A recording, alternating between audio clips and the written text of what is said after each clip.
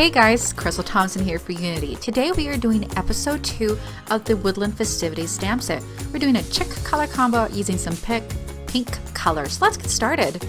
Along with the Woodland Festivities, we're going to use the Melon Mambo color, along with the Sweet Sugar Plum, which is light pink, and a light purple, which is the Wisteria Wonder. We are also using 2 shades of Distress Oxides, Seedless Preserves, and Pickled Raspberry.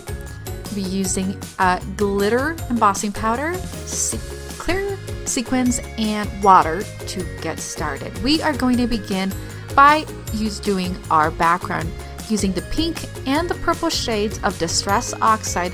We're going to blend them really lightly onto our white cardstock, which is our card base.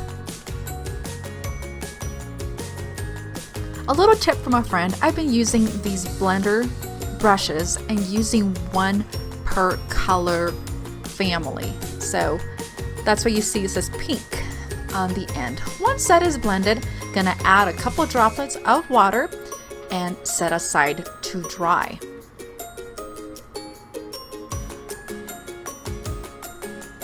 While that dries, we are gonna create the ombre from the tree from Woodland Festivities. We are gonna do the top with the purple, and then doing the light pink in the center and the darkest pink in the middle. Then we're gonna hand cut the tree. We're gonna remove all the little snow flickers from the actual tree. Once that is cut, we are going to place a piece of foam adhesive on the back. Now we're gonna place the sentiment using the Holy Night from the Woodland Festivities. We're gonna stamp it in the purple, and then over it, before it dries, we're gonna add some glitter embossing powder. For a couple finishing touches, we're gonna add the clear sequins, and we're gonna do it around the tree, predominantly on the right side of the Holy Night, since the tree is off to one side.